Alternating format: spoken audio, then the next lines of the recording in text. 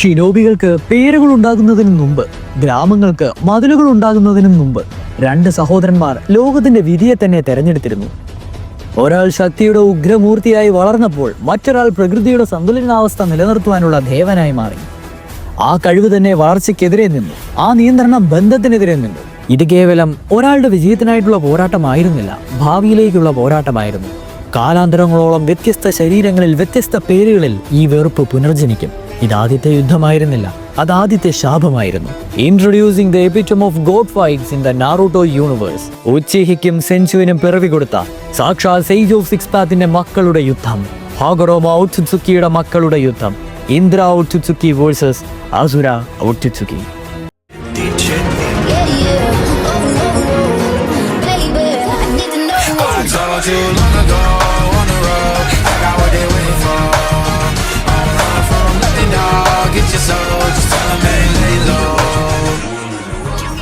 Okay fine. Indra Otsutsuki versus Ashura Otsutsuki. ഇതൊരു complete power സെറ്റും fighting സ്റ്റൈലും പിന്നെ നമ്മൾ നാറൂട്ടോ എപ്പിസോഡുകളിൽ കണ്ടതിനെ വെച്ച് വെർഡിക്റ്റ് ചെയ്യുന്ന ഒരു സാധനമായിരിക്കും. ആദ്യം തന്നെ ഇൻഡിവിജ്വൽ ആയിട്ട് ഇവരുടെ പവേഴ്സ് നോക്കിയിട്ട് നമുക്കൊരിതിലെത്താം. ആസ് യൂഷ്വൽ അറിയാലോ, ഹോഗറോമ ഒട്സുത്സുക്കിയുടെ 2 മക്കളാണ് ഇന്ദ്രയും ഈ പറയുന്ന അസുരയും. ആദ്യം തന്നെ ഇന്ദ്ര, മൂത്തയാളുടെ കാര്യങ്ങൾ നോക്കാം. Indra is the first genius shinobi in history എന്നാണ് നാറൂട്ടോ ഡേറ്റാ ബുക്ക് പറയുന്നത്. ഇദ്ദേഹത്തിൻ്റെ കോറായിട്ടുള്ള ട്രൈറ്റ്സ് ഒക്കെ ഒന്ന് നോക്കിക്കഴിഞ്ഞിട്ടുണ്ടെങ്കിൽ നാച്ചുറൽ ബോൺ ടാലൻ്റ് ആണ്. എക്സ്ട്രീം ഇൻ്റലിജൻസ് ഇദ്ദേഹത്തിനുണ്ട്. അതേപോലെ തന്നെ പ്രൈഡ് അതുകൊണ്ട് കൂടുതൽ തന്നെയാണ്. ഇദ്ദേഹത്തിൻ്റെ മെൻറ്റാലിറ്റി എന്ന് പറയുന്നത് എപ്പോഴും ഒറ്റയ്ക്ക് ഒരു സോളോ ഫൈറ്റിംഗ് മെൻറ്റാലിറ്റിയാണ്. ഇദ്ദേഹം ബിലീവ് ചെയ്യുന്നത് ഈ ഒരു കൺട്രോൾ നേടിയെടുക്കണമെങ്കിൽ ശക്തി വേണമെന്നുള്ള ഒരു മെയിൻ ബിലീവിലാണ്.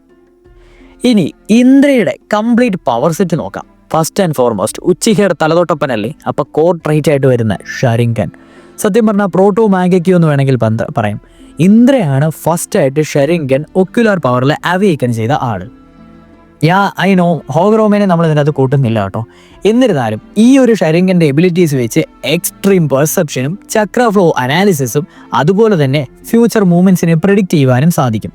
ഇതേപോലെ തന്നെ ഹൈ ലെവൽ ഗെൻജിറ്റ്സു ആണ് ഉള്ളത്. അതായത് നമ്മുടെ ഷിസൂയി, അതേപോലെ തന്നെ ഇറ്റാച്ചി, ഇവരുടെയൊക്കെ ഗെൻജിറ്റ്സു ഉണ്ടല്ലോ, അതായിരുന്നു നമ്മുടെ ഇന്ദ്രയുടെ നോർമൽ ഗെൻജിറ്റ്സു എന്ന് വേണമെങ്കിൽ പറയാം. ഇനിയിപ്പോൾ അതേപോലെ തന്നെ ഇദ്ദേഹത്തിന് ഗെൻജിറ്റ്സു റെസിസ്റ്റൻസും ഉണ്ടായിരുന്നു. അതുകൊണ്ട് തന്നെയാണ് എർത്തിലെ ആദ്യത്തെ അൺടച്ചബിൾ ആയിട്ടുള്ള ഒരു വാരിയറായിട്ട് ഇന്ദ്ര ഒട്സുത്സുക്കി മാറിയത്. ഇന്ദ്രയാണ് നിഞ്ചിറ്റ്സു അല്ലെങ്കിൽ ഹാൻഡ് സൈൻസും നിഞ്ചിറ്റ്സു സിസ്റ്റംസും ഇൻവെൻറ്റ് ചെയ്തത്. അതായത് ചക്രേനെ ഷേപ്പ് ചെയ്ത് കോംപ്ലക്സ് ആയിട്ടുള്ള അറ്റാക്കുകളാക്കി മാറ്റുവാൻ. നമ്മുടെ സെൻജിറ്റ്സു ആണ് ഹോഗറോമ ഇച്ഛിച്ചിരുന്നെങ്കിൽ ഇന്ദ്ര അത് ഈ നിഞ്ചിറ്റ്സു ആക്കി കോംപ്ലക്സ് അറ്റാക്കുകളാക്കി മാറ്റുവാൻ സാധിച്ചു. എലമെൻസിനെ കോമ്പൈൻ ചെയ്യാനും ചക്ര മാനിപ്പുലേറ്റ് ചെയ്യാനുമൊക്കെ ഇന്ദ്രയാണ് ആദ്യം തുനിഞ്ഞത്. ഇതുകൊണ്ട് തന്നെ ഒരു സുപ്രീം വെർസറ്റാലിറ്റി ഇദ്ദേഹത്തിനുണ്ട്. അതേപോലെ തന്നെ നല്ലൊരു അഡാപ്റ്റബിലിറ്റിയും ഇദ്ദേഹത്തിനുണ്ടെന്ന് നിസ്സംശയം പറയാം. ഈ എലമെന്റൽ മാസ്റ്റർ എന്ന് പറയുമ്പോൾ അറിയാലോ, ഉച്ചിഹയുടെ ഒറിജിൻ തന്നെ ഫയർ റിലീസാണ്. അതുപോലെ തന്നെ ഇന്ദ്രയ്ക്കും fire, lightning, long range, mid റേഞ്ചിൽ നിന്ന് ഈ 2 സാധനങ്ങളുടെയും ഏറ്റവും ഉന്നത അവസ്ഥയിൽ നിന്നുള്ള മാനിപ്പുലേറ്റിംഗ് അറ്റാക്സ് ചെയ്യുവാൻ സാധിക്കും. അതുകൊണ്ട് തന്നെ ഇദ്ദേഹത്തിൻ്റെ അറ്റാക്സ് ഭയങ്കര ആക്യുറേറ്റും ചക്ര എഫിഷ്യൻറ്റും ആയിരിക്കും. ഇനിയിപ്പോൾ ബാറ്റിൽ ഐക്യു നോക്കുകയാണല്ലോ, ഇന്ദ്ര ഫൈറ്റ് ചെയ്യുന്നത് മോർ ലൈക്ക് എ ടാക്ടീഷ്യൻ പോലെയാണ്. അതായത് ഡിസ്റ്റൻസിൽ നിന്നുകൊണ്ട് കൺട്രോൾ ചെയ്യും. അതേപോലെ തന്നെ പെട്ടെന്ന് ഫൈറ്റ് എൻഡ് ചെയ്യാൻ നോക്കുന്നതും ഒരാളാണ്. നാറൂട്ടോ ഡേറ്റ ബുക്ക് അനുസരിച്ച് ഇന്ദ്രയ്ക്കുള്ള ലിമിറ്റേഷൻസ് പറയുകയാണെങ്കിൽ ഓൺലി ഫൈനൈറ്റ് ചക്ര പൂളാണ്, ഇൻഫിനിറ്റ് ചക്ര പൂൾ ഇല്ല. കുറച്ചൊക്കെ ഒരു ലിമിറ്റ് ഉണ്ട്. അതേപോലെ തന്നെ ഇമോഷനാണ് ഇദ്ദേഹത്തിനെ ഓരോ ഡിസിഷൻസും എടുക്കാൻ പ്രേരിപ്പിക്കുന്നത്. അത് അദ്ദേഹത്തിനെ വീക്കൻ ചെയ്യിപ്പിക്കും സസ്റ്റൈനബിൾ ആയിട്ട്. ഒരു തരത്തിൽ പറയുകയാണെങ്കിൽ ഇദ്ദേഹത്തിൻ്റെ മനസ്സിൽ ഇദ്ദേഹം തോക്കുമെന്നുണ്ടാകുമ്പോൾ ഉണ്ടാകുന്ന വിദ്വേഷം തന്നെയാണ് ഇദ്ദേഹത്തിൻ്റെ വീക്ക്നെസ്സിന് കാരണമെന്ന് വേണമെങ്കിൽ പറയാം. ഇനിയിപ്പം നമുക്ക് അഷുര ഒട്സുത്സുക്കിയുടെ ആ ഒരു പവർ സ്കെയിലും കൂടെ നോക്കാം. അഷുര എന്ന് പറയുന്നത് ജനിച്ചപ്പോൾ ഇന്ദ്രനെ പോലെ ഒരു പ്രോഡിജി ആയിരുന്നില്ല. കമ്പാരിറ്റബിളി ടു ഇന്ദ്ര എന്ന് പറയുകയാണെങ്കിൽ സത്യം പറഞ്ഞാൽ ധൂളിക്ക് സമമായിരുന്നു അഷുര ജനിച്ച ടൈമിൽ. വീക്കായിട്ട് തന്നെയാണ് അഷുര സ്റ്റാർട്ട് ചെയ്തത്. ബട്ട് എൻഡിങ് നമുക്കറിയാലോ, പറയാം.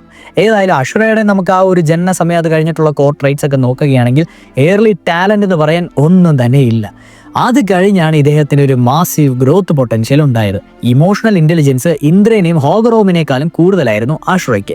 ഇദ്ദേഹത്തിൻ്റെ മെൻറ്റാലിറ്റി എന്ന് പറയുന്നത് ടീമും ഇച്ഛാശക്തിയും ഒക്കെയാണ്.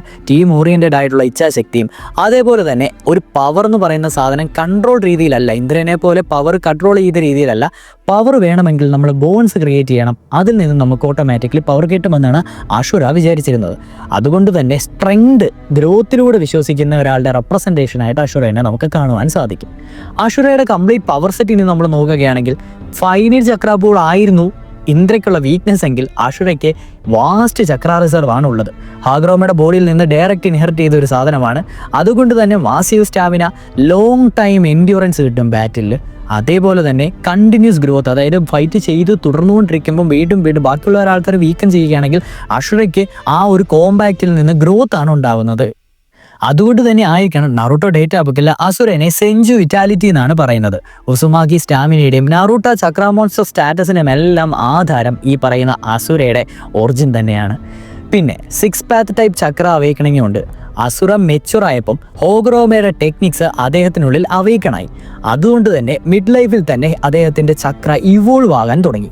അതേ തുടർന്ന് ഇദ്ദേഹത്തിന് കിട്ടിയ എബിലിറ്റീസ് ആണ് ചക്ര അവതാർ, അതായത് പ്രോട്ടോ സുസാനോ ഇക്വലൻ്റ് എന്നൊക്കെ പറയാം. അതായത് സുസാനയ്ക്ക് തുല്യമായിട്ടുള്ള ചക്ര അവതാസിനെ ക്രിയേറ്റ് ചെയ്യുവാൻ വേണ്ടി അസുരയ്ക്ക് സാധിക്കും. ഇതെന്ന് പറയുന്നത് മാസീവ് ഫിസിക്കൽ ആംപ്ലിഫിക്കേഷനാണ്, അതേപോലെ തന്നെ നാച്ചുറൽ റീജനറേഷനുമാണ്. ഇതേ തുടർന്നും നമ്മുടെ ഇപ്പോൾ സുസാനോ ഒക്കെ ഉണ്ടെന്ന് പറഞ്ഞാലും ഷറിംഗൻ പവേഴ്സിൽ അത് വരുന്നുള്ളതുകൊണ്ട് എടുത്ത് പറയാഞ്ഞതാണ്. ബട്ട് സ്റ്റിൽ നാച്ചുറൽ റീജനറേഷനൊക്കെ ഇന്ദ്രയെക്കാളും വൻ രീതിയിൽ കൂടുതലാണ് അസുരയ്ക്ക്. അതായത് എൻവയോൺമെൻറ്റിൽ നിന്ന് ചക്ര ഹാർമണി പഠിച്ചെടുത്തുകൊണ്ട് തന്നെ ഇതെല്ലാം തന്നെ ഹെൽപ്പ് ചെയ്യും. എന്തിനേറെ പറയുന്നു, ഹാഷുറാമയുടെ നാറൂട്ടോ 6 പാത്ത് സേജ് മോഡിൻ്റെയൊക്കെ ആൻസിസ്റ്റർ ഈ പറയുന്ന അസുര തന്നെയല്ലേ. ഏതായാലും ഫിസിക്കൽ പവറും ഡ്യൂറബിലിറ്റിയും നോക്കുകയാണെങ്കിൽ ഭയങ്കര സ്ട്രെങ്ത് ഉണ്ട്. ടോളറൻസ് തന്നെ കൂടിക്കൊണ്ടിരിക്കും. പ്രഷറൊക്കെ റിലൻലെസ് ആയിട്ട് ഹാൻഡിൽ ചെയ്യുകയും ചെയ്യും. ഇനിയിപ്പം അസുരയുടെയും ഇന്ദ്രയുടെയും ഫൈറ്റ് നമ്മൾ കണ്ടിട്ടുള്ളതാണ്. അവരുടെ ഒരു ഫൈറ്റിംഗ് സ്റ്റൈൽ നോക്കുമ്പോൾ Indra mainly mid to long range ആണ്, ഒരു പ്രിസിഷൻ ആയിട്ടുള്ള സ്ട്രൈക്കാണ്. ഗെൻജിറ്റ്സു സെറ്റപ്പ് ചെയ്തിട്ട് പെട്ടെന്ന് അങ്ങ് തീർക്കാനാണ് നോക്കുന്നത്. അതായത് ഇന്ദ്രയുടെ ഗോൾ എന്ന് പറയുന്നത് വിൻ ഫാസ്റ്റ് ആണ്, കൺട്രോൾ കംപ്ലീറ്റ്ലി. അതേസമയം അസുരയുടെ കാര്യം എന്ന് പറഞ്ഞാൽ ക്ലോസ് ടു മിഡ് റേഞ്ചിലായിരിക്കും ഫൈറ്റ് ചെയ്യുന്നത്. കുറേ നേരം നിന്ന് സഹനശക്തി ഭയങ്കര കൂടുതലായിരിക്കും. അതുകൊണ്ട് തന്നെ ആ ഒരു സഹിച്ച് പവർ എസ്കലേറ്റ് ചെയ്യാൻ ഇദ്ദേഹത്തിന് സാധിക്കും.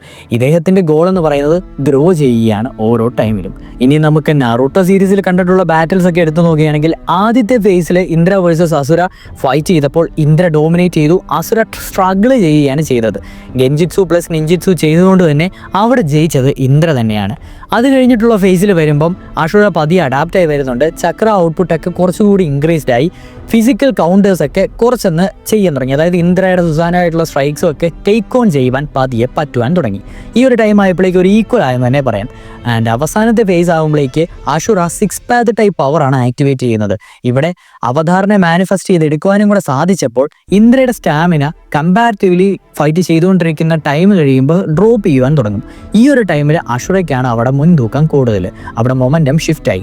അതുകൊണ്ട് തന്നെ ആയിരിക്കണം ഫൈനൽ ക്ലാഷിൽ ഇന്ദ്ര ഏറ്റവും സ്ട്രോങ്ങസ്റ്റ് ജുറ്റ്സു ഉപയോഗിച്ചിട്ട് പോലും അസുര അതിനെ കൗണ്ടർ ചെയ്ത് വെറും റോ ചക്രയും ഇച്ഛാശക്തിയും വെച്ചിട്ടാണ് അവിടെ ഇന്ദ്രനെ ഓവർവെൽമ് ചെയ്തു. അവിടെ ജയിച്ചത് അസുരയാണ്. സോ ആരാണ് യഥാർത്ഥത്തിൽ ശക്തൻ? സ്ട്രോങ്ങർ ആയിട്ട് ബർത്ത് ഇന്ദ്ര എന്ന് പറഞ്ഞാലും സ്ട്രോങ്ങർ ഓവറോൾ അസുരയാണെന്ന് നമുക്ക് സമ്മതിച്ച് കൊടുക്കേണ്ടി വരും. കാരണം എന്താണെന്ന് ചോദിച്ചു കഴിഞ്ഞാൽ എല്ലാ കഥയിലും ആരാണോ അവസാനം ജയിക്കുന്നത് അവരല്ലേ സ്ട്രോങ്ങർ, അല്ലാതെ ആദ്യം ജയിച്ച ആൾ സ്ട്രോങ്ങർ ആണെന്ന് നമുക്ക് പറയുവാൻ സാധിക്കുകയില്ല. അതിനുള്ള ഏറ്റവും വലിയ പ്രൂഫ് ഇവരുടെ തന്നെ റീഇൻകാർണേഷൻസ് ആണ്. അതായത് ഏൻഷ്യന്റ് ടൈമിൽ ഇന്ദ്രയും അസുരയും, അതിൽ ആദ്യം ഇന്ദ്ര ജയിച്ചു, പിന്നെ അസുര, ഫൈനൽ ബാറ്റിൽ അസുര തന്നെ ജയിച്ചു. ഇനിയിപ്പോൾ വാറിംഗ് സ്റ്റേറ്റ്സ് എറയിൽ മാതരയും ഹാഷറാമയും, ഇന്ദ്രയുടെ അവതാരമായിട്ടുള്ള മാതരയും അസുരയുടെ അവതാരമായിട്ടുള്ള ഹാഷറാമയും തമ്മിൽ ആദ്യം ഏറ്റുമുട്ടിയപ്പോഴെല്ലാം മാതരയെക്കാളും മുമ്പ്, അതിൽ മാത്രം ഒരു എക്സെപ്ഷൻ പറയാം, ഹാഷറാമയല്ല എപ്പോഴും ജയിച്ചത്.